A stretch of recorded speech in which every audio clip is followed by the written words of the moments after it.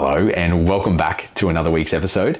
We've got a bunch to get through today from my thoughts around how we consume social media content and how I think we all have to take a little bit of personal responsibility when it comes to what we deem worthy of actually putting into practice or what we agree, disagree with, and how, social media after all is a free platform and the information out there, it is just given to us. So what role do we play in what we do with that information versus just believing everything or really having a dig at someone who's just putting something out there to be seen by the world, essentially. We're also going to have a look at some research that showed that a low carb, high fat diet was less effective than a low calorie diet for building bone. So blood markers of bone building. Also touch on my 100-mile prep as it gets ever closer. So by the time that this comes out, I'll be in the final week, so only days out from the Scenic Rim 100-mile, and just some of my thoughts and feelings leading into that and how good or not so good this prep has felt. But first off today, I wanted to talk about someone on social media that I really look up to, a writer by the name of Steve Magness. He's an Olympic run coach. He famously was the whistleblower in the Nike doping scandal a number of years ago, and he sort of made the big and bold decision to speak out against everything that was happening in that program, and obviously all the court cases and everything that came after that. So he continues to share a lot of his writing. So he's got two books that I really recommend called Do Hard Things, and I believe the second one is called Win the Inside Game. And a lot of his writing centers around fundamentals and consistency, and he constantly shares little written pieces that he shares as like slides on his socials all the time. He's got a little group that you can join on his Instagram page that he shares like little nuggets with, or little links to things that he's working on, talking about, but just a really insightful man, and I really enjoy the effort that he puts into his writing, and there's a lot that I find inspirational and I guess relatable too, because fundamentals, they're not a sexy thing, and that's something that he really tries to push across, and he draws some really good parallels with current sporting events, not just in athletics but sports, team sports as well. And yeah, I just love the way that he conveys the information. So I thought I'd share just a little bit of some of his later posts where he was sharing the experience of Josh Kerr, so the British runner that just set the new mile world record. And when asked what was the big thing that led to this record, and he speaks on consistency, and I found that really interesting that Steve shared that, because a lot of the headlines that you would have saw in the build-up in his YouTube series was like the altitude training and how dedicated he was, the money that he was throwing to it, with all the other people in his corner, from getting meals prepped and coaches and talking about sleep and measuring certain sleep scores. So it would be really easy to say, oh, well, it was all these extra things that the average person isn't going to work for a result like that. But when actually asked, like, a lot of the quotes just centered around stacking up wins, consistency, not getting bogged down in like single sessions, that, accumulating all of these wins meant that the individual sessions themselves actually meant less and less about whether or not he was or wasn't going to achieve that record. And that, it then led to that 1,200 meter workout that proved to him that he was going to break that world record, when it came to racing the other week. But this one quote I thought was really cool to share, and that consistency over intensity. Win more workouts than you lose. You don't need to feel good to get going. You need to get going to give yourself a chance at feeling good. Can you show up for years? That's the whole game. I think that's just such a beautiful way to sort of tie in everything that ultra running represents, because compared to other running modalities, it is by nature less intense. So I know I'm always banging on about, hey, don't forget your speed and stuff like that.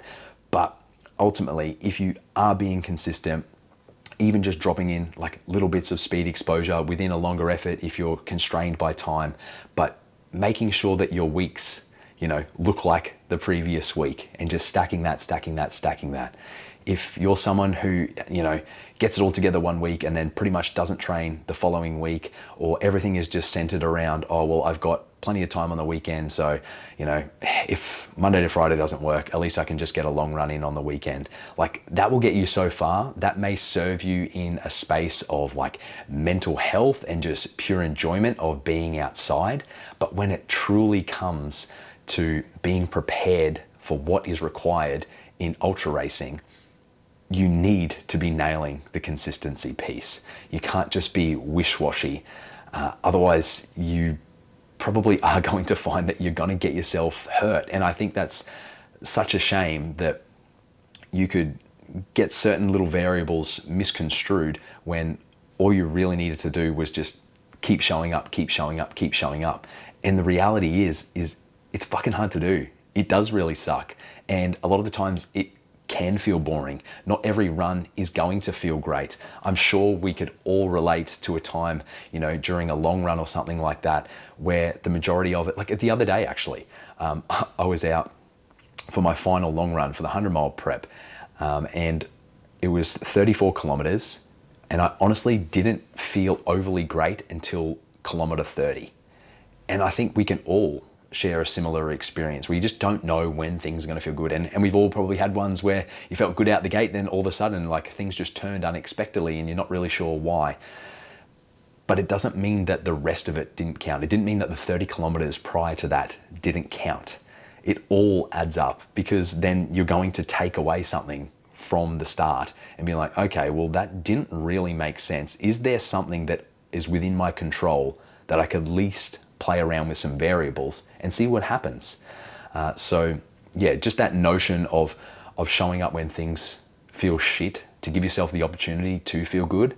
Like, you just don't know, like that old adage of like digging for gold, right? You just don't know how close to that strike, that next dig, when you're actually going to find that little breakthrough. And I think just showing yourself that little bit of grace and holding that little bit of hope in there that something good is just around the corner is a really powerful, target to hold in front of yourself. And the hard part is you don't know when it's coming, right? And it may seem like it's never coming, but it's because we constantly trapped in like these little time constraints of, especially with everything just now. Like, if it's not relevant now, it's almost like we're taught to understand that it doesn't matter at all. And we just know that that's not the case. We hear all these overnight success stories and they've been slaving away for a decade plus to get where they are. And I think it's warped now because, you have things like social media where, you can get famous for the most obscure things that don't really require much expertise or much talent. It's lost in that entertainment world, right? So yeah, it is a tricky thing to contest, but I think showing up week on, week out, so that you form those habits, you actually form a love for that struggle, and you understand that it is like a rite of passage to help prepare you for these events. And that's something I've really tried to take on in the preparation for these longer events now, so the 100-mile sort of being the first one that comes to mind for me, where you really have to earn the right to dig in and keep going. Because I think that the 50 and the 100K and the 50-mile, yes, they are their own beast, and anyone who can complete those absolutely had to put in work to get to it. And that's another thing. I don't think we should be so quick to belittle those shorter distances as well, because they're still so freaking crazy, But when you're talking about something that is potentially going to break the 24-hour mark, so you've moved for a full day, I think that just starts to require an amount of suffering to give you the opportunity to enjoy that process or take something from that process. So if you don't actually have the things during your preparation that make you question, why on earth am I doing this? You don't get to have those moments of bliss, knowing that there are going to be downs, but you don't really get to live those highs and be like, wow, I earned the right to feel like this after moving for so many hours. And, you know, that first experience, I'll never forget it, running to that first sunrise the next day. I still remember exactly where I was. It's on one of my favorite sections of trail, and it still brings back really, really fond memories, and I love it. Any time I'm there, I'm just taken straight back to that first 100-mile experience. So it's crazy what can be ingrained in the memory. Anyway, I digress. I'll get into this research paper. So as I alluded to earlier, a paper looking at blood markers that show whether bone is being built or broken down. So the paper was written in 2022, so a couple of years ago now, by Fensham and colleagues for the Journal of Bone and Mineral Research, and it was titled "Short-Term Carb Restriction Impairs Bone Formation at Rest and During Prolonged Exercise to a Greater Degree Than Low Energy Availability." So a bit of a mouthful, but as I alluded to at the start of the podcast, it discovered something interesting, that even in a low calorie setting, so total energy being low, the effects of low calorie were less detrimental to bone formation markers than a standardized higher calorie diet, but with a low carb, high fat breakdown. So we'll get into the study design. Interesting study group. It was 28 elite walkers. So take what you will for who this population is and how it relates to you, and the fact that the number itself, as is with pretty much every study that I will cite on this podcast, not a huge sample size. We just don't have the bodies of research to get big numbers. So it was a 12-day study where they had a 6-day control where all 28 individuals consumed the same high carb diet. So what did that high carb diet look like? The high carb diet consisted of 40 calories per fat-free mass. So how much lean tissue, so how much lean tissue you have. And then it was 9 grams of carbs per body weight, which is a lot of grams of carbs. If you've ever done a carb load before, you know that's right up there towards the top end of what a carb load looks like, 9 grams per kilogram.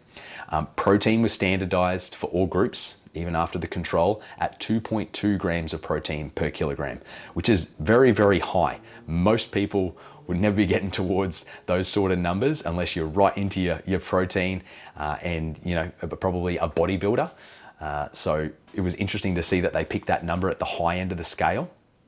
And for fat, the control was 1.3 grams of fat per kilogram of body weight. They all consumed that diet for 6 days, and the control for an exercise protocol was a 25-kilometer race at 75% of VO2 max.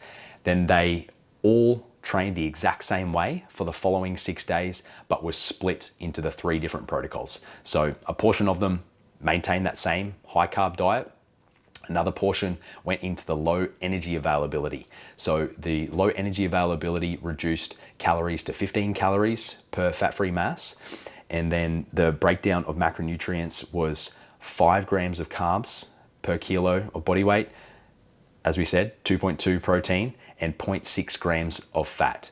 So 5 grams of carbs is still relatively high carb. So it was really cool that the low energy availability, so low calorie, was still high carb focused to really check what the interplay between carbohydrates and fat was going to look like. And then the low carb, high fat group was only 0.5 grams of carbs per kilo of body weight, 2.2 protein, and 5 grams of fat per kilo of body weight. So they took blood markers, and what they measured was peptides. So the first one was P1NP. So that essentially is a blood marker that is representative of collagen being released into the bloodstream when new bone is formed. And then you also have one in the opposite direction called CTX, which represents the opposite. So peptides are released into the bloodstream when bone is being broken down. So they go and set this protocol in place, 6 days standard, 6 days altered, 225 kilometer races. They're taking blood markers, fasting, first thing in the morning, immediately before the 25K race, straight after, 1 hour post, 3 hours post. So a number of different blood markers blood points taken. And what they found was that there was an increase in bone breakdown markers across all groups. So even the control, although the control normalized, so that high carb group normalized in that 1 to 3 hours post race, whereas the other two still remained elevated for bone breakdown markers, so that CTX. And then they found that the low energy availability decreased their bone building markers, so that P1NP, by 14%, but then the low carb, high fat group decreased their P1NP by 26%.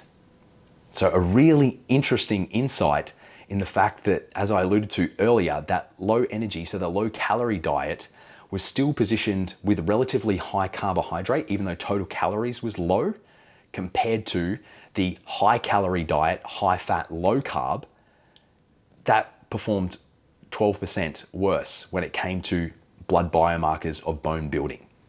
Now, does this actually mean anything in the long term? The downside of the study, obviously, is its duration. It's very, very acute. I mean, you can look at the return to normal levels of the high carb. I think that is a plus in the direction of, carbohydrates being a positive thing for bone building. But we would need to see what that looks like over time. How much do things slow?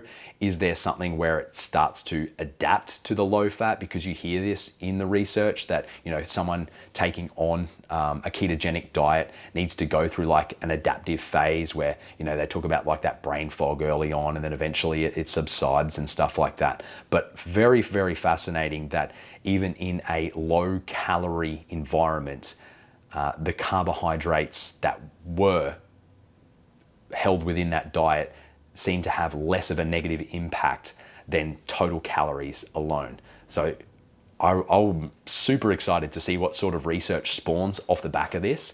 And to be honest, I haven't dug around to see if there's anything more that's been followed up by these authors or anyone else looking at something different. So if you are out there and you do know of some such papers, by all means, let me know. I'd be keen to see the direction that this field has sort of continued to go in. But yeah, as far as changing any nutrition protocol, I mean, I sort of adopt a high carb diet as it is. I think everything that we're seeing in practice at the moment by those at the top of the field, in cycling as well, in triathlon, just the amount of carbohydrates that these guys are putting in their body per hour is pretty phenomenal. I think we're hearing cyclists now, some are pushing, I don't know names specifically, but I've heard that there are some guys potentially pushing up towards 200 grams an hour. I don't know if that's BS or not, and whether there's like an upper ceiling of what's really worth it for the risk of GI distress and stuff like that.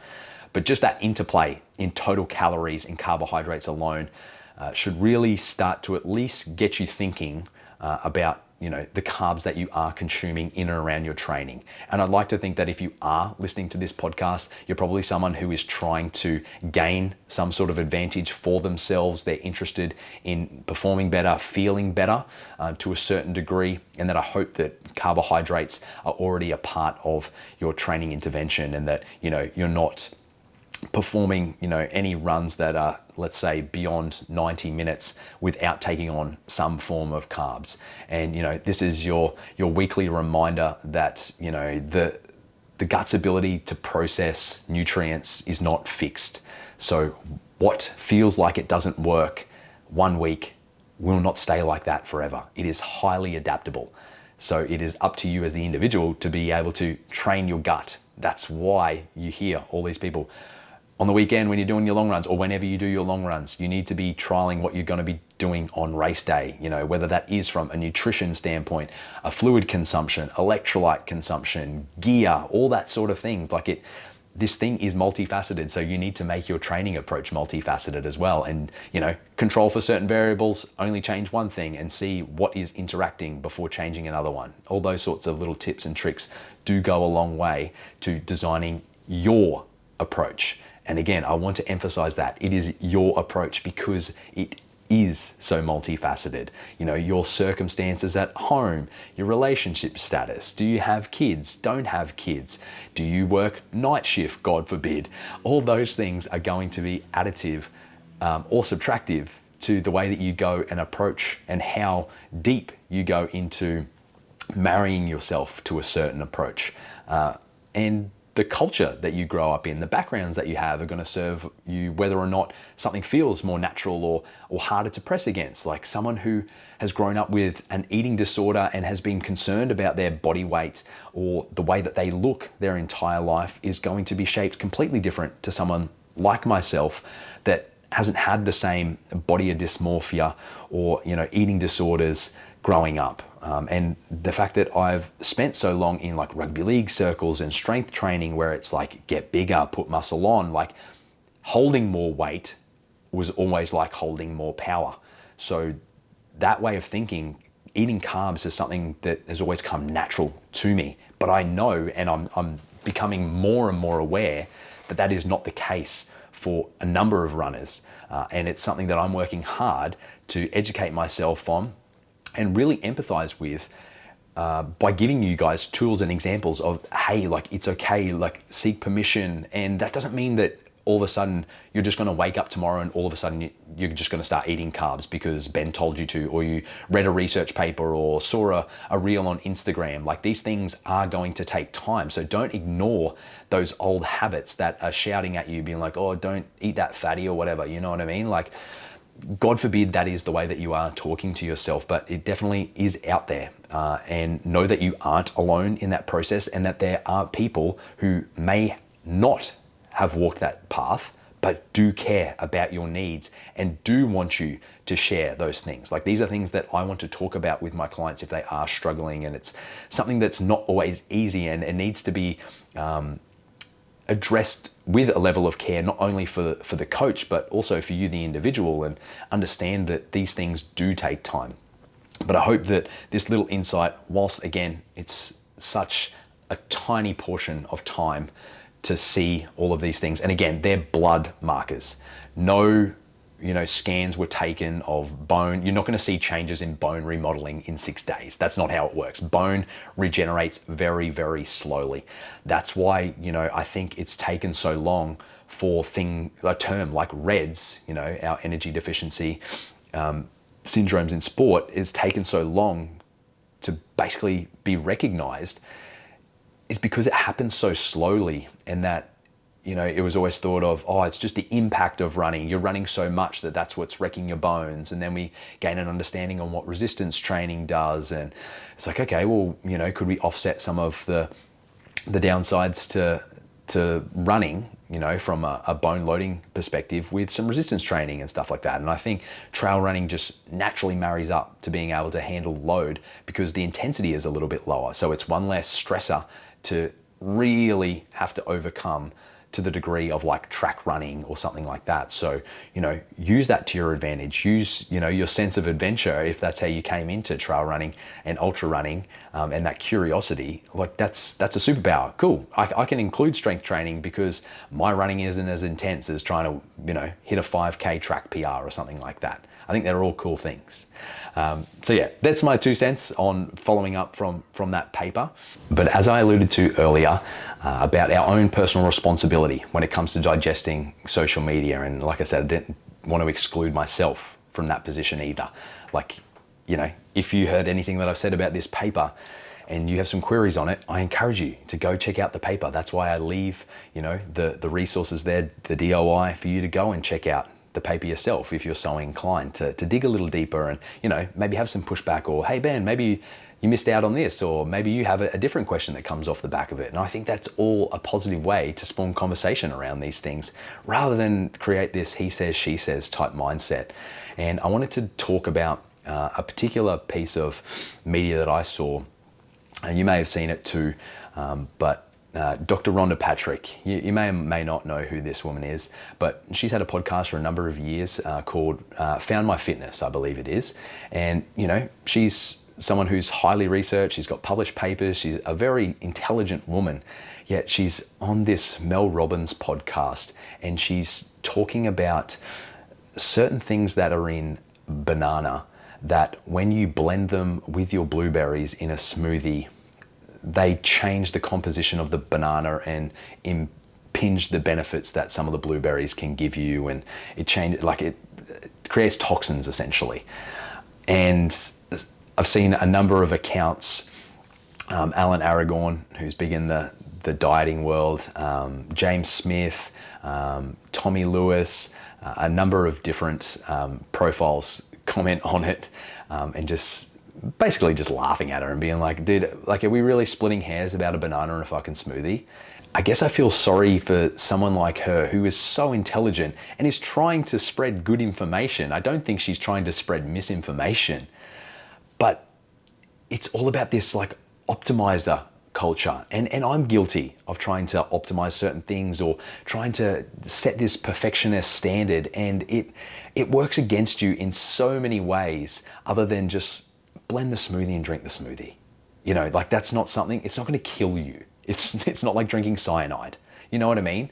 And I hate that we live in this culture where certain people would become fearful of that, or they would form the new habit, or like, oh mate, really? You're putting banana in your smoothies? Haven't you heard that the toxins that are released out of that? What are we doing? Like, why are we making, and this is the point that a lot of these guys were making, was why are we making the barriers to entry so difficult?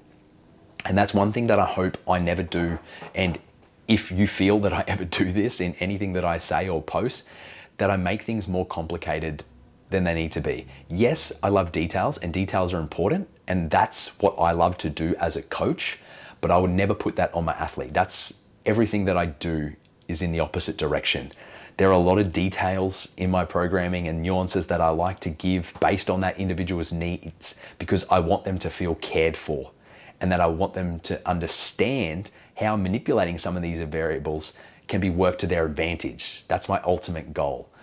But at the end of the day, like I was saying earlier, that consistency piece matters. What's on your program ultimately doesn't matter because your physiology doesn't recognize it as words. It's just the way that you express them by the way that you go and perform that particular session for the adaptations that you're looking for, and all those sorts of things. So my sort of pushback against just beating Rhonda Patrick up is, okay, cool, like, let's have these conversations around it, and I'm glad that it spawns these things to tell everyone to cool their jets and not stress about, you know, blending a banana. And I'm sure these guys like absolutely loved having that content out there to be able to make something that's, you know, easy to laugh at and give a like and put a comment and just be like, what's stupid?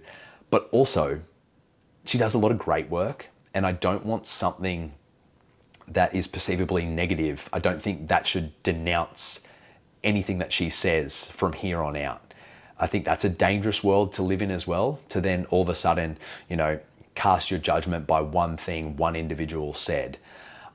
I think what's tricky is apparently she hasn't taken that post down, or I don't know if she's even made any comment on it, but there's no way she hasn't heard about it with the levels of virality I've seen on multiple accounts just by talking about it. So, you know, after all, they are just people just trying to share information, and she is someone who is genuinely an expert, and I would be interested to know, like, what made you think that you had to talk about that, or what value did you truly think you were bringing to the individual by talking about something like that? I just found that to be the more bizarre piece, because us as consumers, that's the other level that we have to think at, that all of this is free. You're listening to this now free of charge because I decided to sit in front of this camera and put myself out there to the world to be judged, essentially. You know, like, my comments could just be filled with hate. Thankfully, I'm talking to the right people, and, you know, it's reflective of the trail running community, and it's the interactions so far have been really, really positive. Maybe that's a sign that I'm not getting enough traction yet, and that the hatred is still yet to come, and I'm going to go through my own developmental process with that all. And I'm sure, you know, that is just part of it. But agree to disagree, we also need to have a level of empathy as well. And I do for her. So, you know, I think we can all do our bit to laugh and be like, that's dumb, know when to leave it alone, or when to dig a layer deeper and take what you will, but then to not make that person feel, you know, less than by what perceivably was a poor judgment call. Yeah, I think it's the downside of being in these echo chambers, right? When you hold like some little nuanced piece of information around some little chemical that's in this piece of fruit that, you know, the average person's never even heard of before, and you can just rattle it off and say that this interacts with this, but then this changes this, and blah, blah, blah, blah, blah. And it's really easy to believe because it sounds cool. I think there's a part of it that feeling becomes addictive because people now see you as an authority. You know, anything that I talk about here, I don't pretend to be an authority. You know, all of those little peptides and everything that were in that last research paper, I don't know how they interact with the body. All I've done is what I hope is my due diligence and researched a little bit on it to give you a baseline understanding of what they are at a fundamental level. I have no idea how they interact, what they look for, what the origins were, who found them, how long we've known about them. That's not my expertise. But I hope that sharing them and creating some generalizations around it, it can help, you know, carve a path to be like, okay, maybe there's something here. So if I was on the fence about low carb, or maybe I was restricting calories because I wanted to look a certain way, maybe I will now question, is that such a good idea? Or is there evidence? Have I had bone stress related injuries? Have I been experiencing these off the back of not eating enough food? How much food am I eating? All these things that are just causing introspection, I think can lead to a greater level of understanding for yourself. And that's ultimately what I want to give back to you, is your own superpower is being able to find what works for you. I'm just trying to throw a few nuggets of gold out there that I believe are gold, and maybe they don't serve you at all. And that's fine. Who cares? It doesn't matter. No one got hurt in the process, but I just hope that there's at least a level of understanding that you gain back towards your own processes. And I think that is the biggest fundamental takeaway from all of that. And then lastly, for the podcast, I'll get off that social media rant. I just wanted to give a little update on, you know, my 100-mile prep. You may have seen on my socials, it's been far from ideal. It wasn't a race that I intended to sign up for because I obviously wanted to finish Cape to Cape last month. That didn't go to plan. Got given the opportunity to race at this inaugural event here, only an hour away from where I live. So that was a big tick. It was only going to be another 6 weeks of dedicated training, which we felt we could push through as a family. That's proved to be a really challenging time. It hasn't been easy. I'm super grateful for my wife for being tolerable for me getting out for these runs. Been gone for hours on end, you know, which meant she's had to look after the kids more, and you know, she's up working at all hours to fit in parts of her job and stuff as well. So it's not easy, this stuff, you know, raising a family while you're trying to train all these hours, create this content, work with clients, serve them and their goals. Like, there's a lot going on. And that's not to say in this pity party type way. I'm sure that you go through your own level of challenges when it comes to trying to navigate these spaces. But I wanted to tie it back into what I led with the Steve Magness piece, and that it's consistency.